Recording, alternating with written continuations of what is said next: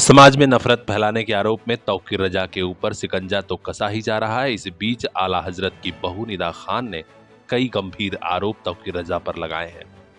उन्होंने सरकार से मांग की है तत्काल बड़े एक्शन लिए जाएं, क्योंकि तौकीर रजा के पास ऐसी फंडिंग आ रही है जिससे समाज में नफरत फैलाई जा रही है। यहां तक कि उन्होंने कहा है कि जब से मैंने ये बात कही है मुझे भी धमकी मिल रही है। निश्चित तौर पर तौकीर रजा के तार बड़े गहरे तक जुड़े हैं। मैं निदा खान आला हज़रत हेल्पिंग सोसाइटी चलाने के साथ साथ मैं आला हज़रत ख़ानदान की बहू भी हूँ। हम मौलाना तौकीर के बारे में पढ़ते आए हैं, सुनते आए हैं।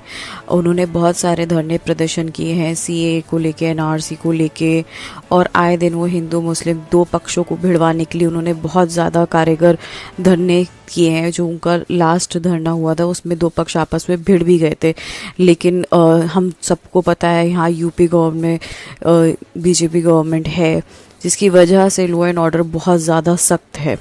कई बार उनकी कोशिशें ये नाकाम रही हैं, लेकिन देखा जाए 2010 के दंगे जो हुए थे उसमें अब वो सीधे सीधे आरोपी हैं और 3 गैर जमानती वारंट जारी होने के बावजूद तौकीर रजा खां बिल्कुल ही हिरासत में नहीं आए। वो गायब हैं।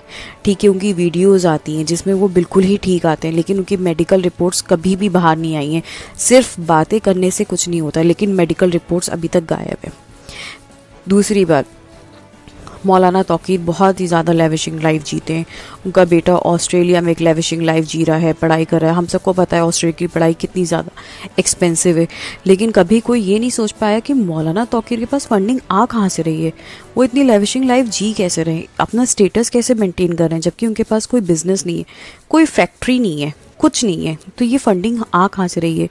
तो मैं अपनी गवर्नमेंट से रिक्वेस्ट करती हूँ कि ऐसे जो भी लोग हैं उनके ऊपर ईडी की जांच होनी चाहिए कि ये पैसा आ कहाँ से रहा है, ये फंडिंग कहाँ से आ रही है जो हमारे देश में नफ़रत पैदा कर रही है।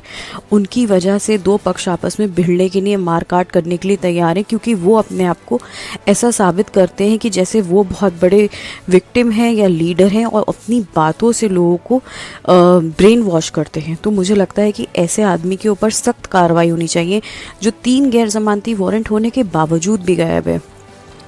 जब से मैंने फेसबुक पोस्ट डाला है तब से लगातार लोगों की मेरे पास धमकियाँ आती है और तरह तरह की बातें वो करते हैं। इवन वो मेरी जो केसेस चल रहे हैं उसको लेके चैलेंज करने की बात करने लगते हैं, मुझे मारने की धमकियाँ देने लगते हैं। तो इस आदमी को अगर मैं उसके बारे में कुछ बोल भी रही हूँ तो उसके सपोर्टर्स मेरे ऊपर आके मुझे गाली गलौज करने लगते हैं।